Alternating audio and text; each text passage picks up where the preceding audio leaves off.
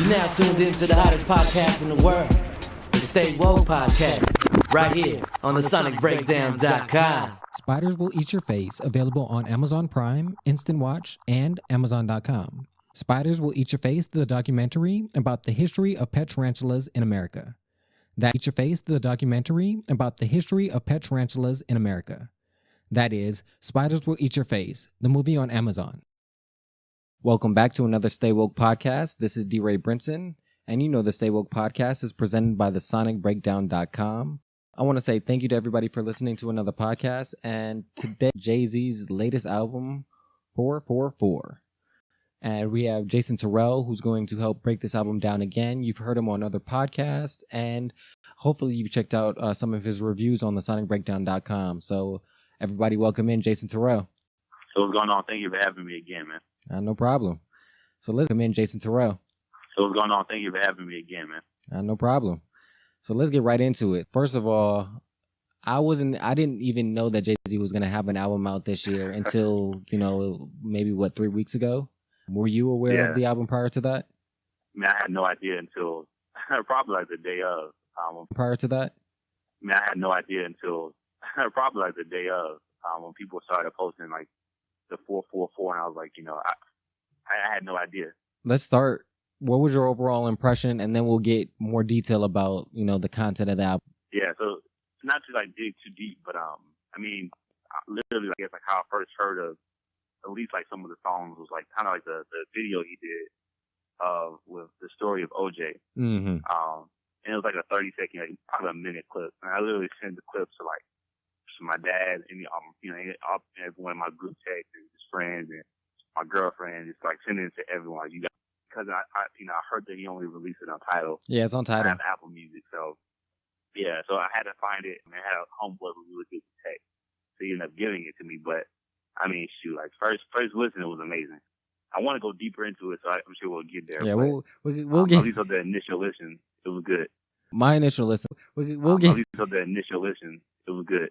My initial listen, the same thing like you, is I really enjoyed it off first listen. I loved the sonic properties of it. I loved the fact that we were getting more of the OJ in sound that I grew to love and like that more. I grew to love and like that more layered sampled production that we got on this album is what I grew to love from Jay. And the way that he flows over those type of beats. So that's what I gravitated to when I initially heard this album. The other things that I did enjoy, again, is the content. Again, he gave us the more interesting learn, teach one type of Jay. Again, we'll get into more content a little bit later, but those are the things that I really, that resonated with me about this album. And so let's dive right into it. Let's go, because this track is so dense lyrically, as well as that it's only 10 tracks. Kind of break it down track by track. We don't have to go into too much detail about every track, but I think that would be the best way to break this down. Yeah, we could do that. Track number 1, Kill Jay-Z.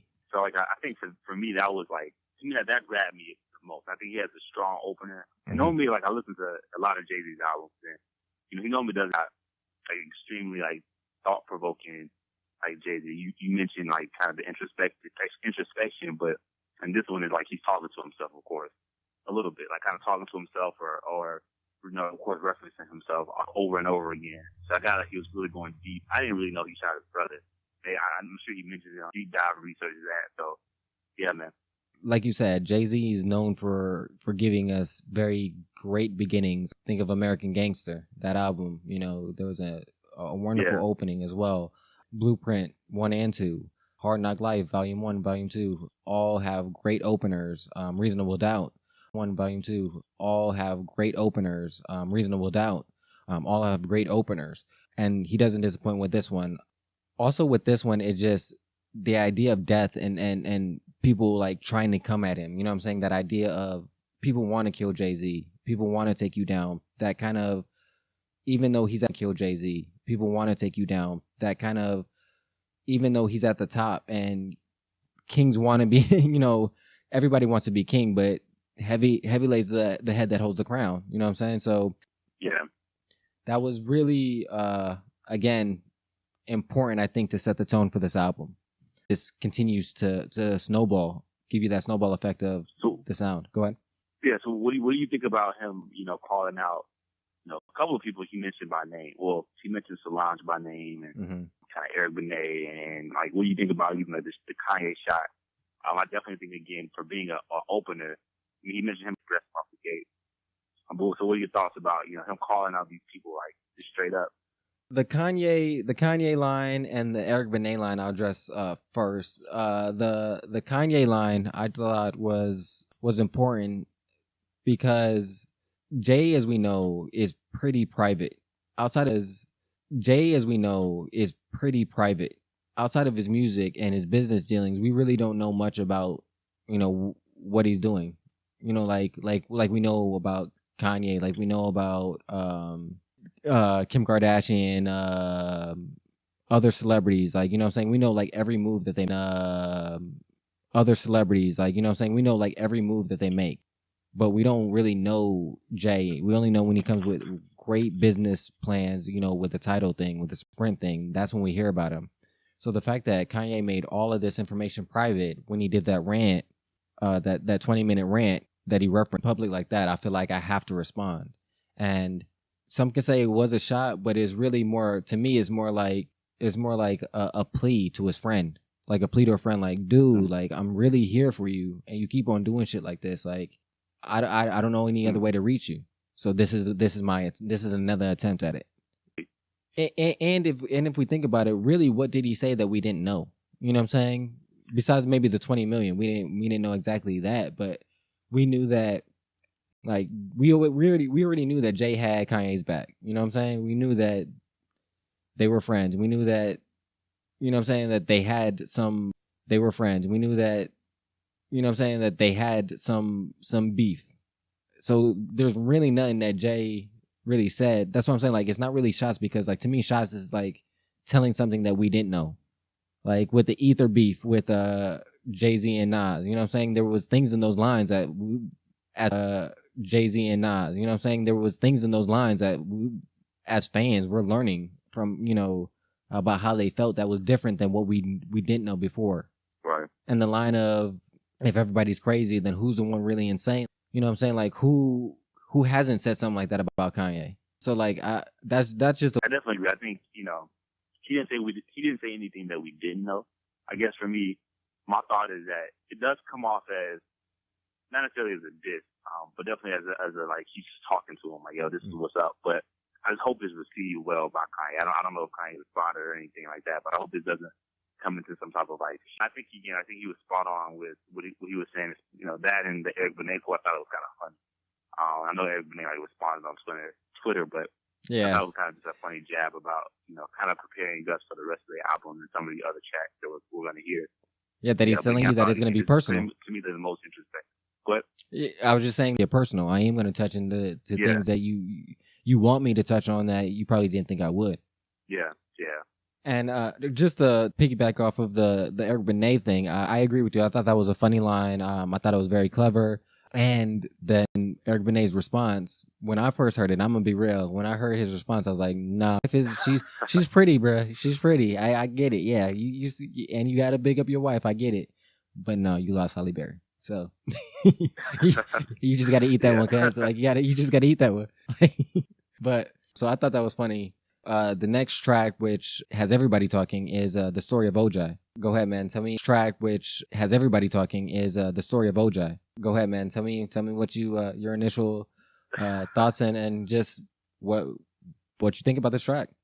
Yeah, I mean, this is my favorite. I feel like, so again, when I heard the clip, I automatically send it to just a couple of people just get their thoughts on it. I mean, I automatically send it to just a couple of people just get their thoughts on it. I mean, for me, it was very loaded. So there's a lot in here. Even from like the beginning, like the Nina Simone, like My Skin Is Black. I went to go listen to the song. The song was called For a Woman. It's a pretty deep song about, again, just really women. The lyrics are really chilling. When you hear it, it fits perfectly with it. But I mean, to me, he touched on so much. I mean, for me, it definitely was touched on kind of house nigga, field nigga mentality. It touched on, especially like calling out OJ, kind of touched on for me, I guess I would start with the best thing you touched on. Yes, and literally, yes. I think he even quoted that. Yes, I'm glad you said And that. how it's important for for us to invest. How important it is for us to think about things that appreciate and value, like artwork. Instead of things like cars, which depreciate. So, I mean, to me, to have is a really special meaning to me because as a young professional trying to figure out, I'm not 30 yet, like 26, so trying to figure out my next moves going forward. I'm trying to put myself in like the best position to be financially free. And so these are things that, I kind of sit with and kind of take as things that, I kind of sit with and kind of take as medicine a little bit. But I definitely think he's given like serious game about what some of the ideas of what we should do with our money and our finances. The quote to me that stood out the most was, what kind of got me even excited about listening to the album more was we called out like black people could do it too. Like we can, you could do it too almost. Like it's not hard to do, but it takes discipline and it takes like knowing money. And he kind of just talks about it. And I definitely thought this was again a good opener track because he touched on this even more so in other tracks as well. But definitely a good opener and teaser track for me about again. Some real for me, because the same thing like you is I felt like this album came out at the right time. I am in the process of trying to create myself and make myself to be able to be financially free, creating different business ventures and other opportunities. And so like this album kind of spoke to that and kind of gave me that extra push to say, yeah, man, keep doing to that, and kind of gave me that extra push to say, yeah, man, keep doing that, because you're trying to get to the right path. And the thing that I tweeted when I first heard this album as a whole, what I said is, and some people might take it as a diss, but it's not meant as a diss, is Jay-Z makes me want to write a business plan, but it's not meant as a diss. Is Jay-Z makes me want to write a business plan. Kendrick makes me want to be a better be a better person, be a better man. Like, that's the difference. And I'm not saying one is better than the other or one is worse than the other. They're just different. And the society that we live in now, the society. Yeah, I agree. So I think, again, that they're both needed and that is important. Going back to this particular song, some of the things that you brought up that I did really enjoy. And then they had a footnote video on Tidal where they had different celebrities and artists talking about the kind of concept to this album. And I just wanted to get your ideas on some of the content that I saw. And one of the things that was brought up was Chris Rock saying, people forget that like slavery, it happened not that long ago, but in some people's eyes, a long time ago.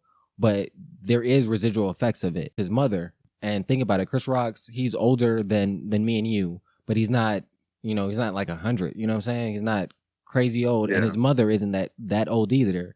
So this kind of gives you an idea of how things still are to a certain extent. His mother in South Carolina, at the time that when they lived there, black people couldn't see dentists. Get your teeth pulled, any dental work, black people had to go to a veterinarian. And they couldn't just go like walk in the door of the veterinarian. They had to go through the back door. And this is the story that Chris Rock is saying. And he's saying, so that just kind of tells you the mentality of the people. Because if you're saying that we're not even good enough to go to a dentist to get our teeth taken care of, if you're saying that we're not even good enough to go to a dentist to get our teeth taken care of, and that we have to go to a vet, and add that on the fact that we have to go through the back door, that means that we're less than human. We're less than your dog, and a white person's dog and white person's cat is more valuable, more important than us. Because the reason why they have to go through the back is because if white people see more important than us, because the reason why they have to go through the back is because if white people see black people going in there to get their teeth clean, and they're using their tools that they use on their dog on black people's teeth, they're not going to want to go there anymore. So therefore we're valued, or worse, we have to be less than their dogs.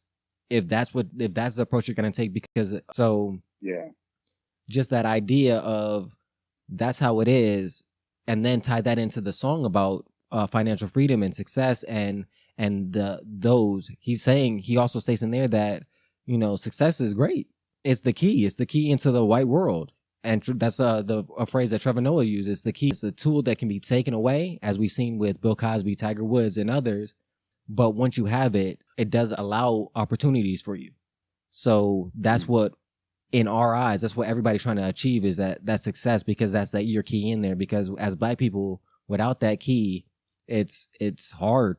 His film, Marshawn Ali, the actor from Moonlight, stated that the difference between a black man and a white man is a black man walks through the world waiting and anticipating disruption, anticipating something's going to disrupt their world. So we're always on defense. And when you live a life on defense, you have no time for offense. It's That's always really on. compliment. Yeah, exactly. The white man is always on offense. So he's always looking for opportunities to grow, get better, and ways to change, because he's not waiting for that disruption.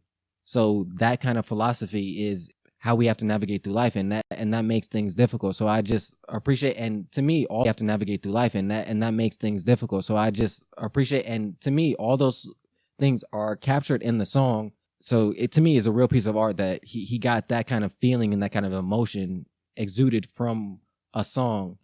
It just that idea. So I just thought that was an interesting footnote video. Just that idea. So I just thought that was an interesting footnote video that I think people should watch. And I just want to get your idea or your feedback about what you thought about some of the things that I just mentioned about that from that video.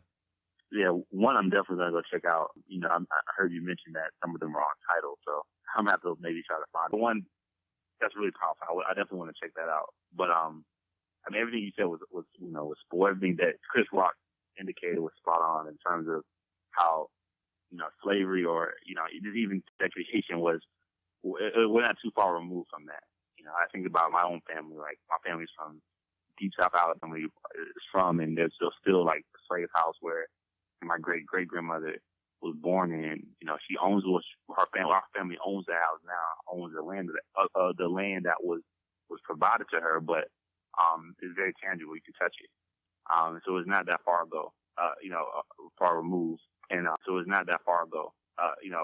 Far removed, and again, I definitely think this idea of financial freedom is extremely important, especially for Black people, just because we've been here and we built kind of America. You know, it's kind of the fabric of America we're built on our backs, literally, in terms of our culture and our work ethic, and we're built on our backs, literally, in terms of our culture and our work ethic and our blood, sweat, and tears. So, you know, it's good that we have the conversation about financial freedom, about what that means, and it's good that he's dropping jewels in here about how do you clean your neighborhood, like take your drug money, take your money and buy your neighborhood back instead of it being jingle gems. But I hope that, you know, for me, it's almost like I want this to go into practice, because it's definitely a mindset.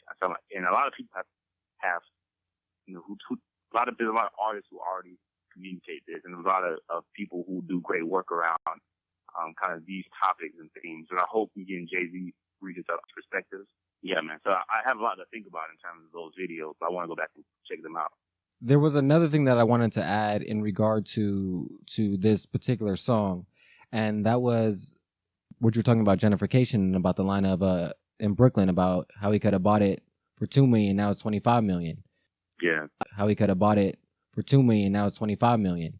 Yeah. Another aspect that I think a lot of people aren't, that you also brought up, is about the idea of being patient and understanding that it takes time for something to mature and grow. And that's not just with people, that's also with investments. That you have to give it just with people, that's also with investments. That you have to give it the time to people are expecting this instant gratification, this quick fix, this let's flip this real quick, where in real life you have to take time for it to mature, and you have to be willing to look at those levels, understanding that having patience and letting your investments the maximum effect of your investment. I think that's also important. And as you said, putting money back into your community, putting it back in. And as you said, he touches on that as well, of basically giving back to the black owned businesses. Talking the line, I forget what track it's in, but where he talks about Ciroc. Why am I drinking Bellevue when I can be out? So we can get more money into our community. Things of that nature. And there's other ways that you can give back to your community, even if you don't have the financial ability. Attention nowadays is one of the highest commodities that you have. That's what Facebook, that's what apps, all these apps that we use, everything we use on our phone, they're vying for our attention. So that is now a commodity. That is something you can, so determine where you're putting your attention to. If you're putting your attention to all these celebrities, but you're not giving it to your partner that's grinding 9 to 5, helping out the community, building gardens and stuff. Well, where's your attention really going to? And so therefore then your money is going there too, because if your partner is doing something and that can help your community and he needs, so many followers to get advertisers to help pay for that or to get funding for that, but you're not giving your attention to him, you're giving it to celebrities that aren't giving nothing back to your community. So like there's other ways to do it than just by actually giving your dollar. But that's not what people are doing. And I put a tweet up a while ago about we'll like and follow and talk about all these celebrities, but you won't follow and talk about all these celebrities, but you won't talk and follow and like the people that know your kids, know that you were sick last week and brought you some soup. But you'll like and follow and subscribe to these celebrities things that have done none for you personally.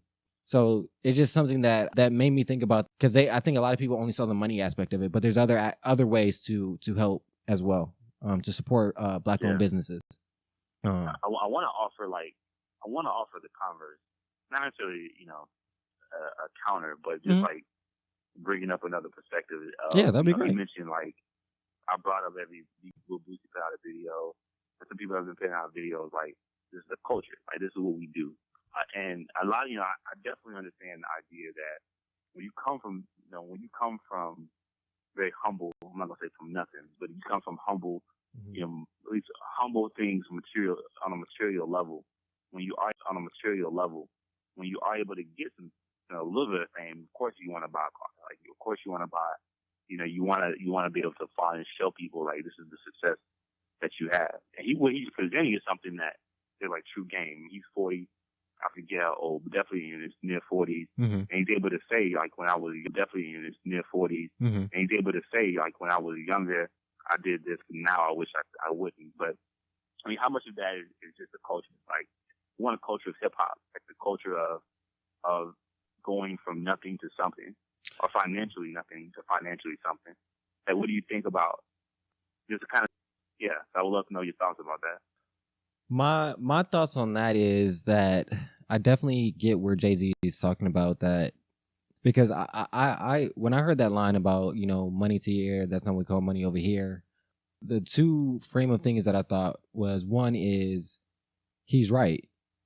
There's two levels of money. What we see as celebrities, like the younger rappers, the way that they flash their cash, and I'm not saying there's anything wrong or negative about it, but like when Migos with all the chains and everything. True status of wealth, people that are billionaires don't do that. So that's real wealth. Billionaires don't do that. So that's real wealth, is when you get to the millionaire billionaire status, like multimillionaire billionaire status, right? So if that's the true definition of real wealth, the real wealthy aren't doing that. Now what they say is new money and people that are trying to present the image that they have. Now what they say is new money and people that are trying to present the image that they have this money or have more money than they do. That's what they do. Because and it makes sense, because a real businessman is not going to do anything that's not going to mature on its investment. It's not going to make more money. Whenever they bought it, it's going to outdo the value that they bought it at. It's always going to make them money. Buying jewelry, buying cars are the worst level of value unless you're getting classics or something that exclusive. Other than that, you're wasting money. It depreciates right as soon as you put it off the lot. It depreciates. Jewelry, times out of 10, they're not selling that back. They're not getting even the face value that they bought it for when they sell it. You know what I'm saying? So he's really talking about on that business side, like, this doesn't even make business sense that y'all flossing this money like that. Because if you have money to your ear, that means it's not in stocks. It's not in bonds. It's not in investing in other ear. That means it's not in stocks. It's not in bonds. It's not in investing in other companies to make you more money. If you got it to your ear, that means it's not making you more money. Because even in the bank, it's making you more money than in your hand. So it's just, to me, just business wise, it doesn't make sense. And so it's just, to me, just business wise, it doesn't make sense. And then cultural wise, I do get it. I definitely, it gives people that like you said, come from humble beginnings, something to aspire. That I'm proud that I can see other people that look like me being financially secure. They have the money to be able to do that. I don't even have the ability to do that. These people from, you know what I'm saying? So I get the cultural aspect of it, but some of the things that are in that are the cultural aspect are also what's hindering our culture as well. Yeah, I agree with you. I definitely think like when I saw like kind of like defending why he does it and why his culture does that in Louisiana or whatever. They are part of kind of hip hop culture. Like, you know, you see all this, you know, Meek Mill and whoever, like all these people definitely like gloat and hold money up to the ear. You know, Future does it, whatever. Like if it's a part of the culture, but you know, reevaluate and ask ourselves like, why is it a part of the culture? Should it be there? Exactly. Because if we're presented with new information that changes our opinion and we don't do anything about it, then what does that really say about us? Yeah, exactly. Spiders Will Eat Your Face, available on Amazon Prime, Instant Watch, documentary about the history of pet tarantulas in America. That is, Spiders Will Eat Your Face, the movie on Amazon. So, that, I mean... I definitely think he's trying to put us on game. My hope is that, again, like so far, it seems like these people on my Instagram or social media love it. But I definitely see like a lot of Instagram or social media love it. But I definitely see like a lot of artists actually like coming back and not pushing back on it a little bit. Well, Future redid instantly after that, did the picture of him with doing the money phone is what I learned thanks to DJ Academics about. I didn't know that was a term for it. What I learned thanks to DJ Academics about. I didn't know that was a term for it, but hey, I learned something new. Moving on to the next track, Smile, which I thought was, first of all, I want to know how he got that Stevie Wonder sample. I mean, cheap, bro. Yeah. I mean, so that instantly got me. I love this track, man. Yeah, I do too. That instantly, because Stevie Wonder is another artist that I really, really enjoy from a very young age. Thank you, Grandma, for putting me on Stevie Wonder. But so that's once I first heard that sample in the beginning, and then I see how that goes, and then the content of it. I just thought it was very endearing and very personal, and something that we don't tend to get from Jay-Z. He usually keeps. I feel like he is guarded with his songs. He does give us some introspection, but it's very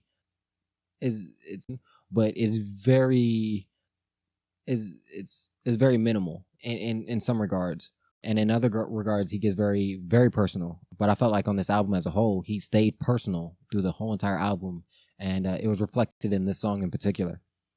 Yeah, definitely. And I agree. I definitely think like Smile is. Yeah, definitely. And I agree. I definitely think like Smile is an overall good track, and I definitely felt that he got really personal about his mom and his family. And I didn't know some of the things that he mentioned, about his mom on Smile. So I never knew Jay to be, and I never knew him as necessarily introspective, but very private. He doesn't care a lot of what he has going on. So this was really interesting to hear, learn a little bit more about kind of his life and his background. Yeah, and I thought it was also it also changed the dynamics of the flow of the album, and I think it gave it lacking from the first two tracks because they're a little more heavier, darker in the sounds, and this was very light. So to give a nice balance between the atmosphere that it was creating, and I also like the fact on this track that he addresses, like you said, that about his mom and how the struggles that she was dealing with, and that about his mom and how the struggles that she was dealing with, and brought it on a bigger term of, you gotta do what makes you happy, because if you was really living, you have to try to be happy. And I also like the fact that how he talked about basically equality for gay, equality for gay, lesbian, that idea. And if you think about it in hip hop, that's very, very taboo. Yeah, it is. And that, kind of the king of hip hop or the king of rap, that title changes, but he's up on that top echelon of rap, say that, and connected to him and his family. I think as another dynamic that hopefully will open up the conversation and allow more openness in hip hop, because I think that will be something else that will long term will hinder hip hop if hip hop doesn't adapt. Your feelings about that aspect of the track? I have to actually go back. So that actually, I actually missed that one completely. So the thing that stood out to me, and let me tell you the line that made me think that. And that was the line when he says, I don't care if it's a him or a her. The idea of just that love is love, regardless of who it is. So to me, that's saying that idea of love is boundless. So, and as long as you're happy, that's all that matters. As the people you care about are happy. If they love a woman, if they love a man, it doesn't matter, or it shouldn't matter. So that's where I got that. And I agree. Like you mentioned, like King, or like the kingpin of hip hop today, him like having that message is powerful, and gonna ring bells, and gonna set up a culture of acceptance. I mean, I agree. I think one of the things about hip hop culture, in addition to what we were previously talking about in terms of just like the, money, in terms of just like the, money phone or whatever, is hip hop is very like, hyper masculine. I mean, that's kind of, it breeds hyper masculinity, and I definitely feel that. I definitely see that changing with kind of like current and modern hip hop artists, but there's still an element of that. I think that's just what it's going to be. But seeing Jay element of that, I think that's just what it's going to be. But seeing Jay-Z talk about it, especially sharing the story about it, and I'm looking at the verse that you mentioned. Hopefully that changes the culture. I mean, we'll see. But I definitely think if anybody could do it, I definitely think Jay-Z has the ability to spark that in people's minds and almost make it cool or whatever. Yeah. Anything else you want to add for that particular track? No, overall, I think it was a great track. Yeah, I do too. I agree as well, and I do like the poem that his mother recited at the end as well. I thought it wrapped up and concluded that track very well. Yeah, and that's featuring Frank Ocean. What was your impressions of this track? For the most part, this was one of the tracks where I thought it was okay. It didn't really. I think for me, I looked this one over the most out of all the tracks. Maybe this one and it's another one. This track and Moonlight. I think are the two tracks that for some reason didn't stick with me. But I mean, I thought it was sonically, it sounded great. But I guess I kind of missed it a little bit. I might have to go back and like re-listen to it. I don't know. It kind of, maybe the vibe was a little different, but I glossed over this one a lot. For me, I really like this track. I just like like you said, the sonic properties of it. It fed off the last track of Smile of being lighter. Had that kind of soca or reggae kind of vibe to it, but not as strong as Bam that we get. And with Damian Marley? Yeah, Bam. Yeah, that was Damian Marley. Yeah, so it's definitely not as reggae filled as that track, but it has elements in the layering of the production. So I really enjoyed that. The only thing that I'll say, I guess negative, is that even though it says Frank Ocean is on that track, and I wouldn't say necessarily, to me that's not a bad thing, because it's not a bad thing, but I just felt like if you're gonna really say that he's featured, I just didn't feel him in that track. It felt just more like Jay-Z. It was a Jay-Z track. No, I agree. I think maybe that was it for me too. As I expected a lot. I think maybe that was it for me too. As I expected a lot. You see, again, Frank Ocean even seemed to be kind of glossed over. It didn't seem like he really stood out or had some type of like killer and powerful Frank Ocean, just like aesthetic to it, So nothing wrong with the track. I thought it was a good track. It just wasn't, if I had to be on track, it just wasn't, if I had to be on my least favorite track, if I had to choose, it would be probably Caught Their Eyes / Moonlight. So that would be kind of my two, even though they're still very good tracks. And then the next track, 444. To me, that's a standout track. Man, yeah.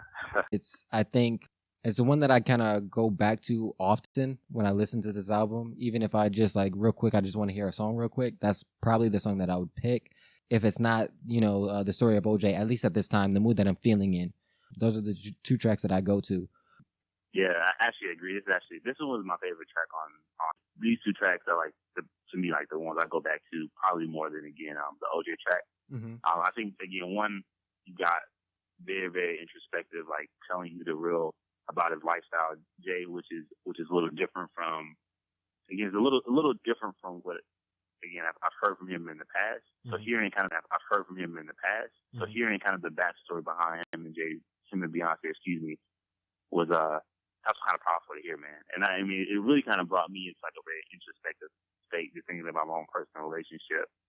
So I connected with that vibe within there. So, this is a powerful. I connected with that vibe within there. So, this is a powerful track.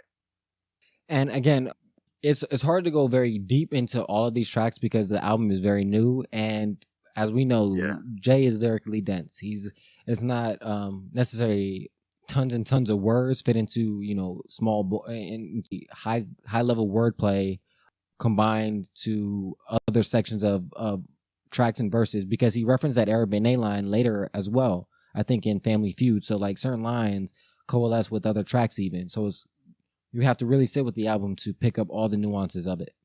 But I definitely agree that I anticipate as more listens come into play, people will break down and find a lot more into it.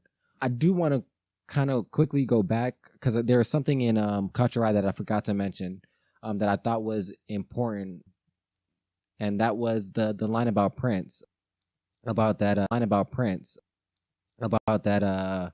they only see green in his purple eyes. Just that idea of like, even legends, even after you're gone, you still have to guard your work and figure out ways to guard your work. And they mentioned that a little bit later as well, when they in Legacy. Mentioned that a little bit later as well, when they in Legacy, about the will and things of that nature. So I just wanted to bring that up because I didn't mention it prior. Because again, if people that listen to the podcast or read the reviews, Prince is one of my favorite artists of all time. So, I got that. Now, Family Feud is another track. Just the sound, man, the sonic properties. It's crazy. I just love it. I just really love just the emotion that they have in the sample of the specific sample that they used. It's just amazing. Beyonce, I just think it's, like I said, I think it's just a really good song. I think this track is another Nina Simone sample as well, I believe, because there was 2 Nina Simone samples on this album. Yeah, I feel like definitely like the track before 444 was more like a little more solemn, almost like very apologetic, almost like very apologetic. I feel like this one was a little more beat and kind of like, champion Beyonce in a lot of ways, and really just kind of, again, calling out himself, like still like taking the fault for the things that happened between them. But I'm definitely starting this was a lot more upbeat. I think for me, like the line that stood out was, I'm definitely starting this was a lot more upbeat. I think for me, like the line that stood out was about, and I might just misquote it, so excuse me, but like, you can't have true wealth if you don't have like family. I think for me, I'm a really big person when it comes to family. Like, I believe that family is to me, it's happy. That's like one of the things I pride myself on. At least I try to, at least to the best of my ability. But I definitely felt where he came from about how, riches are, when we think about rich or wealth, we always thinking about it in a material sense. But oftentimes it is the people who are your blood, your family as well. But a lot of like little nuggets like that in this particular track that definitely stood out to me. I want to take a note and say the sequencing of this album was really well done as well, because how you had 444 where he addresses a lot of those issues about the adultery. Anyways, both of those tracks kind of run together in content because it adds to the flow of the project. Like you said, the feel of that of 444 is somewhat felt in Family, but it has a different undertone, a more, like you said, apologetic. Like, I understand now. I understand what that kind of feel. Yeah. As well, on this Family track, that line that you stated is, I think, is maybe the most important line on that track, is that a man that, like you said, a billionaire, is telling you that he has all the money you can need. He has all the money you can need. He's not wanting for anything. And he's still telling you that family's first. So that tells you if if somebody that doesn't have it, all the way to somebody that does have it, are all saying something similar, you know what I'm saying? That tells you what really should be valued and held, what really should be valued and held close and protected is, like you said, family. And I'm just like you. I think family is important.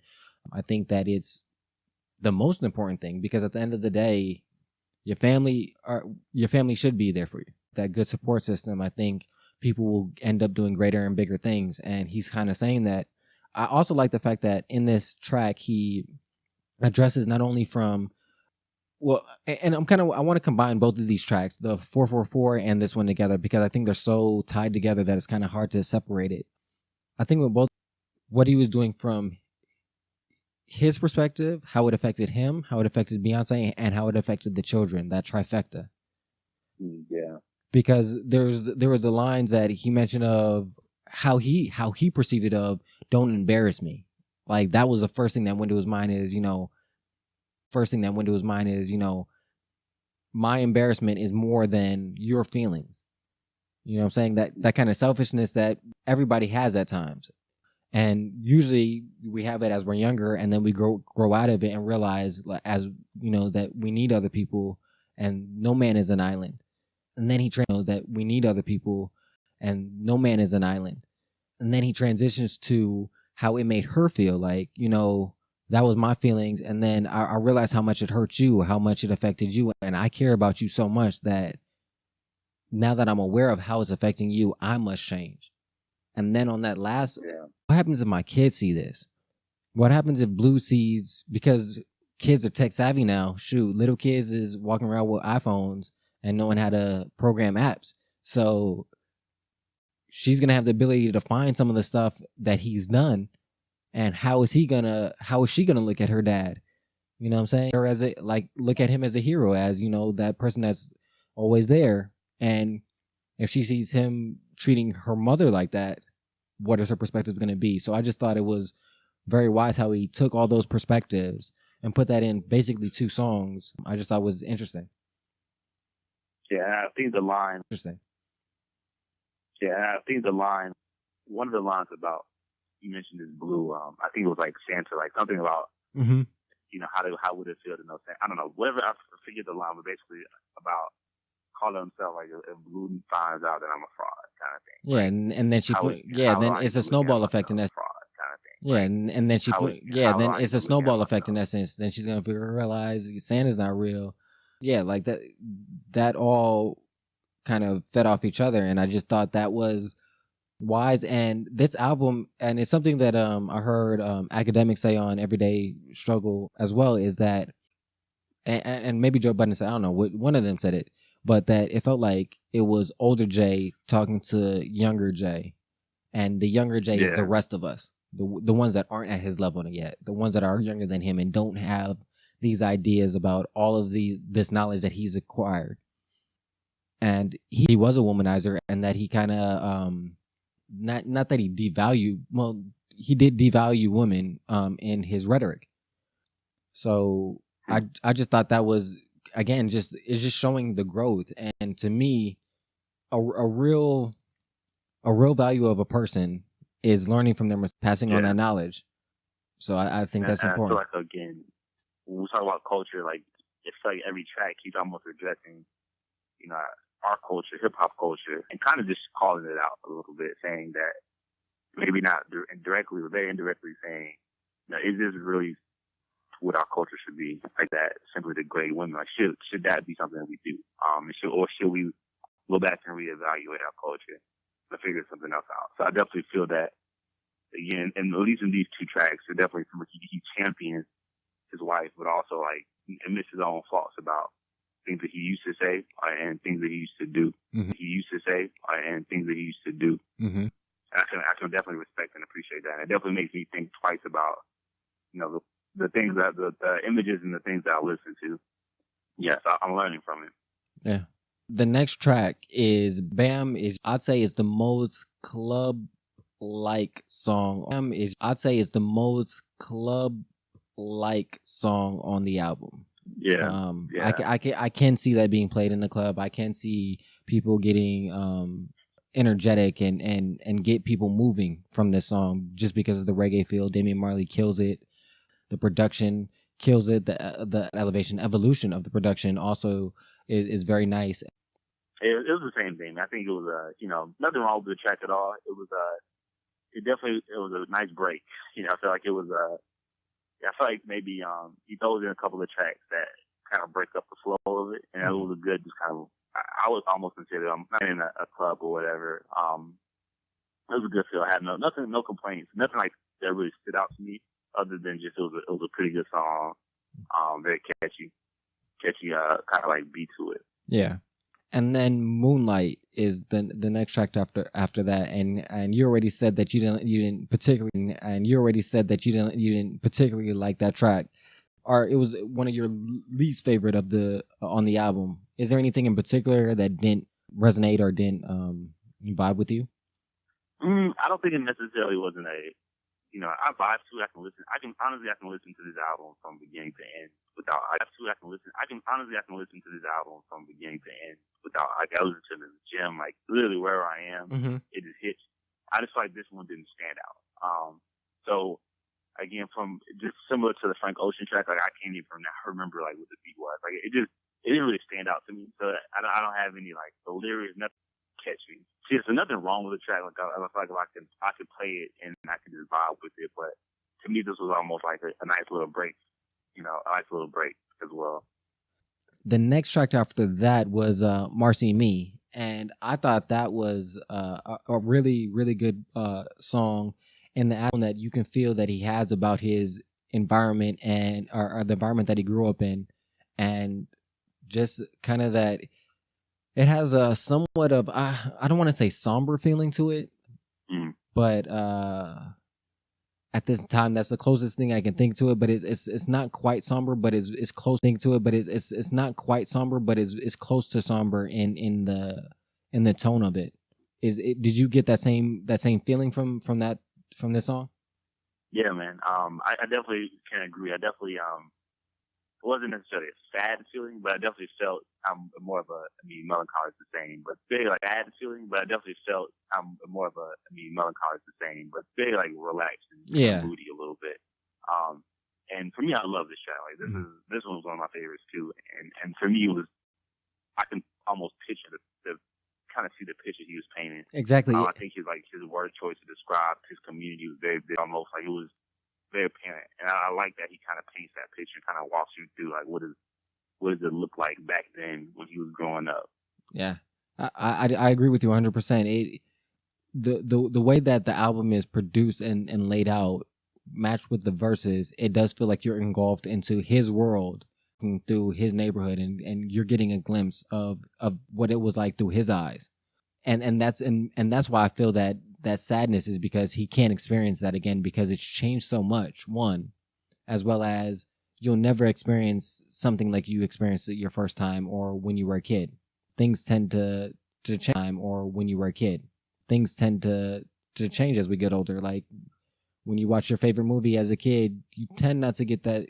When you watch it as an adult, it doesn't feel the same. You still enjoy it, but it doesn't feel the same. And that's the kind of feeling that I was getting from the way that he describes his neighborhood. Some of the sadness I think that I hear from that he describes his neighborhood. Some of the sadness I think that I hear from the track is the not sadness, but whatever term that we said, the moodiness, that undertone is the fact that I think there's a little bit of resentment in himself that he knew he had a position to change some of the things that he's seeing in his neighborhood in regards to like gentrification, that he could have helped kind of steer and change the direction of what it went if he was more financially free at that time, or he was more enlightened or woke at that point. And so I think that's some of the feeling. Yeah, I can definitely see that. I mean, I didn't. Now that you mentioned, I can definitely see how those two can be very synonymous, and that like you mentioned, he could change all this. Like he could have been in the position where I'm not familiar with kind of like the Marcy housing project now. I don't know. I don't think if he would have invested, kind of like you said at the beginning. Yeah.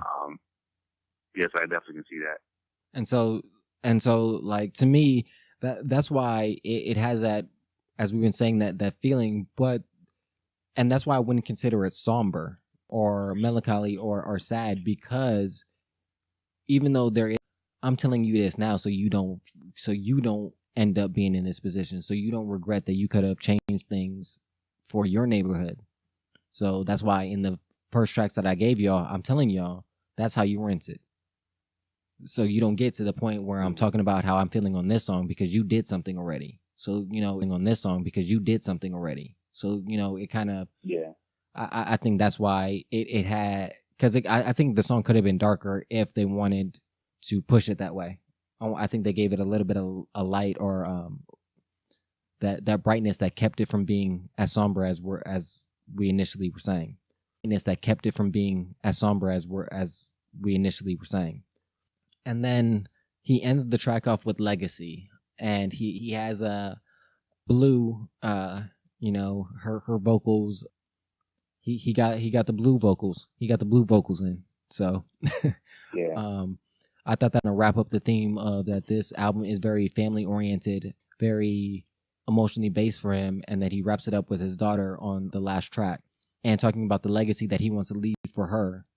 I thought was very important, because something that is in the Black community is there's that we have is because a lot of us tend to be in positions where we don't have something to leave the next generation. And that's what he's talking about, getting to the point where you're financially free, that your next generation has the ability to walk around on the offensive instead of on the defensive. And that's what he's defensive. And that's what he's trying to leave for his daughters.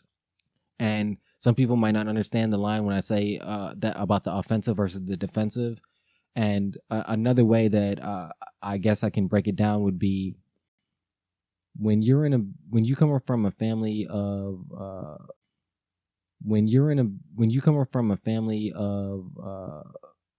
affluence. Let's say I'll pick Johnny Manziel. He came from a family of affluence. When you come from a family of affluence and you have a misstep, some tribulations, some trials, setbacks, your family has the ability to then give you the option to reset. And instead of resetting at a point below where you started from initially, you reset at the same point that you were. Where other people that don't have that financial freedom, tends to be in the Black community or people of color, you don't have a safety net. You don't have anything to reset you back to the same point you were. You're starting out from then even a greater deficit than you started out in the first place. And so if you have the ability to leave a legacy and leave a will and leave some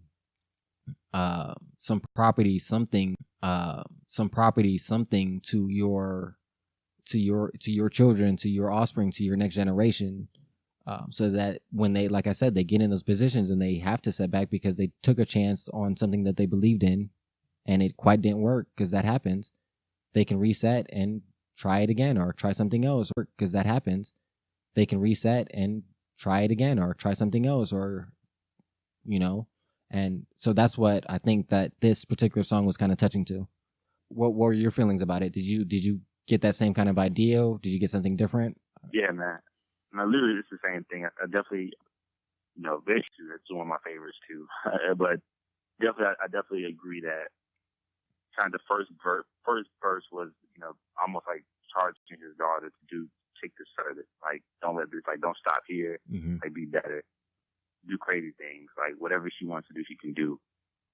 And I kind of like got that idea. Like, standout verse was like the last verse, or the second verse rather.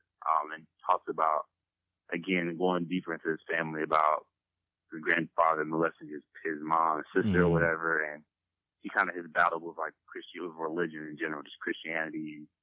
Yeah, man, that was pretty powerful. Again, going back to like introspective Jay, he kind of gave us a more of an in-depth analysis of what he's thinking, what he's going through. And I think he maybe, there was a lot of religious themes, a couple of religious themes throughout the album. I think he had mentioned one, I forget which track, maybe it was either Family Feud or 444 about, spirit track, maybe it was either Family Feud or 444 about spirituality, how Beyonce helps him become more spiritual, and how he appreciates that.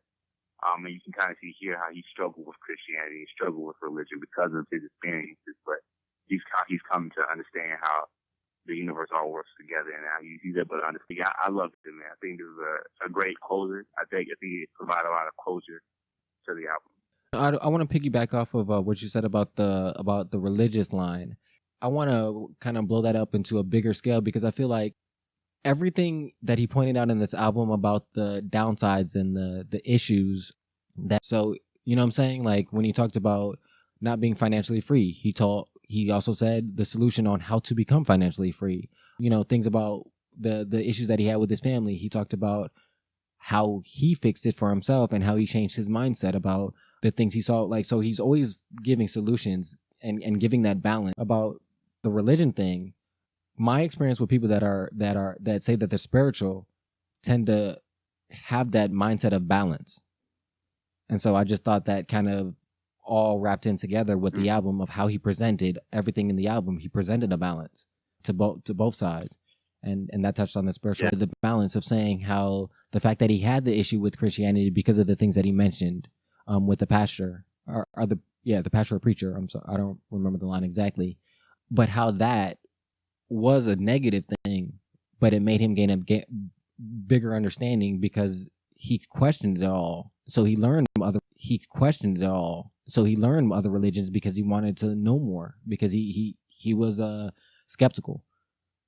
So I just thought, again, that gave like a full circle to that whole idea that you were talking about in regard to the religion. I definitely agree with you as well that I think this was a great track to end it.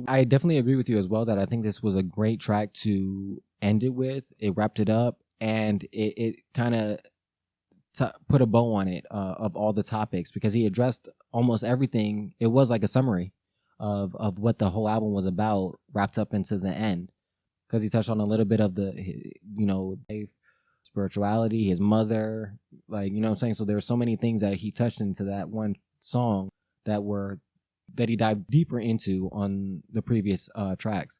Or, well, is there anything else you wanted to say about the album as a whole? Because I wanted to touch on a few other things that are related to the album.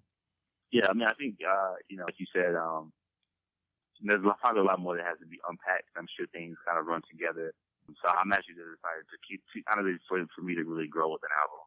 So I definitely, again, for me, what measures a good album for me is when I can put it on, you know, a year later and still learn something new. And I definitely feel like with this album, I probably won't stop learning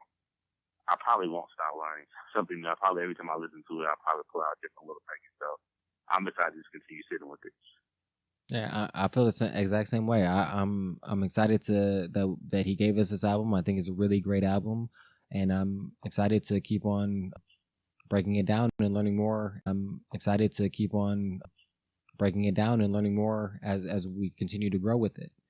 The thing that I did want to ask you about is the idea of that this might be Jay-Z's last album, that he should retire off this album, or do you think he should continue kind of building off of? To be honest with you, I think I'm good. I mean, I feel like if Jay-Z stops and retires, that's his, you know, goes into his business ventures. You know, I think this was a great album to leave us with. I think it provided a lot of, like, again, I feel like I know him more as an artist. Before I knew Jay-Z as a billionaire, but I really know him as a person. Not like I know Kendrick, or I feel like I know Kendrick at least through his music. But I definitely feel like I know I have a great idea of who Jay is. I have honestly a lot more respect for Jay after this album, because I have, you know, I'm able to kind of know a little bit more about his backstory and some of the things that he's dealing with like now. I definitely, you know, again, if he chooses to retire, I wouldn't be personally mad at this. I think he has, you know, an amazing career, and I mean, he's going to leave a legacy, of course. I'm in hip hop, so we'll love to know your thoughts on it. I agree with you. I think this is almost the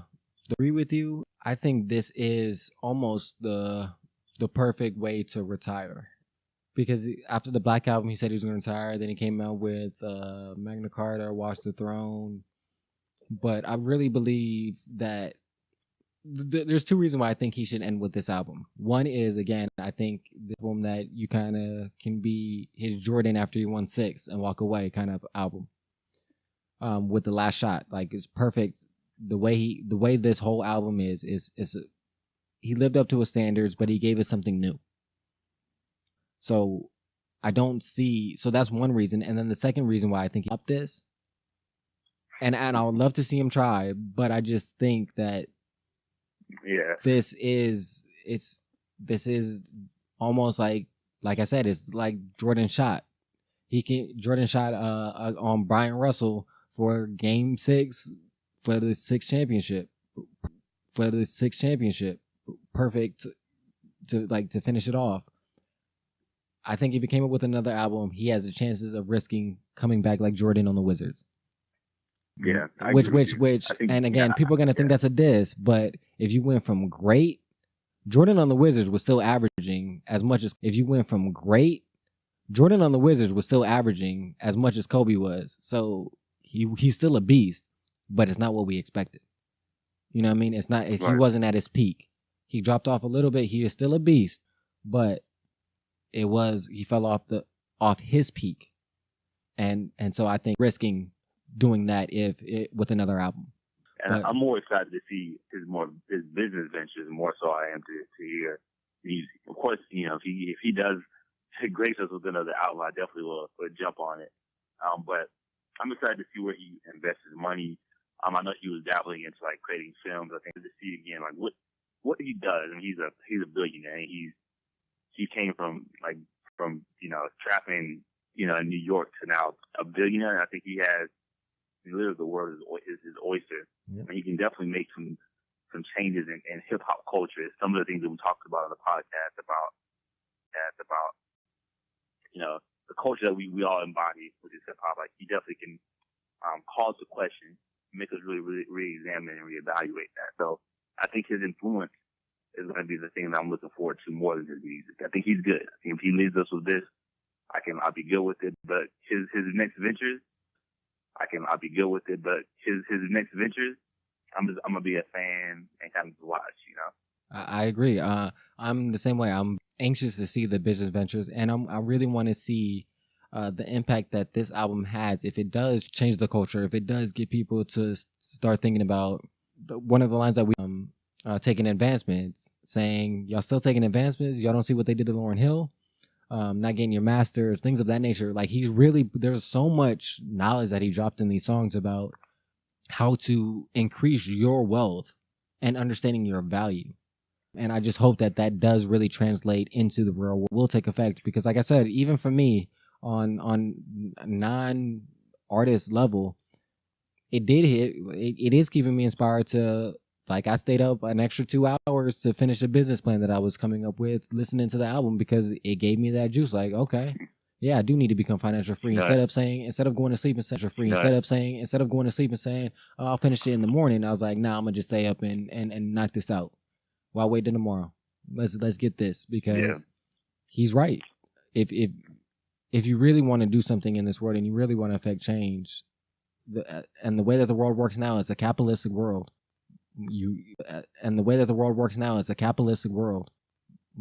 Money is what's going to affect change, and we've seen that over and over and over and over again in multiple different aspects, in multiple different platforms. That money changes things. So. I think between him, I think it's Lamar Ball, from the Big Baller brand. Mm-hmm. Those are the three guys I'm kind of watching my business moves right now. It's kind of like modeling after my steps after them. These are all older guys that are doing some crazy things, but I definitely think they're all making big stamps, and I definitely agree, and keep on moving forward. And well, is there anything you want to end the podcast with before we get out of here? Anything specifically you want to say? I'm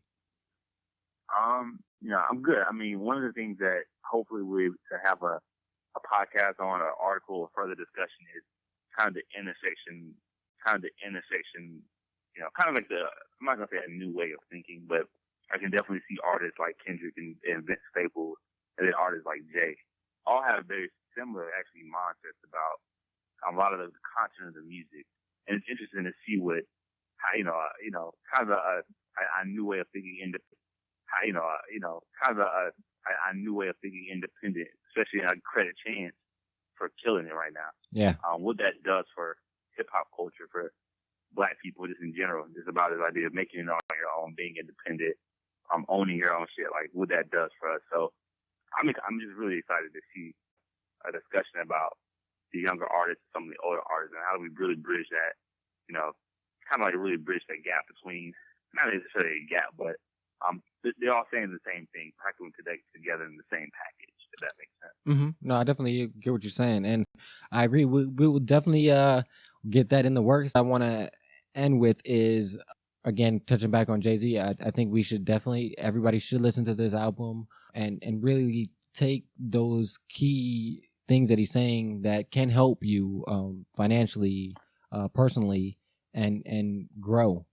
I definitely think we need to invest and support Black-owned businesses, businesses of people of color, so that we can change the dynamics that society currently has between the haves and the have-nots.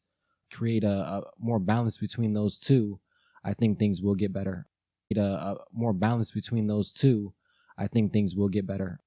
So with that being said, I want to say thank you for everybody listening to the podcast. I definitely appreciate it. Please leave us a comment. Let us know what you think about this podcast, what you think about different lines in the album that we missed, that information we got wrong. Hey, we're not going to fact check us. Tell us what we got right. Tell us what we got wrong. And just, interact with us. We're always open. And FYI, we are nominated for the Podcast Awards. So, please go to podcastawards.com and vote us into the society and culture, as well as, again, and we'll leave with our motto: live, listen to some great music, and above all, love more.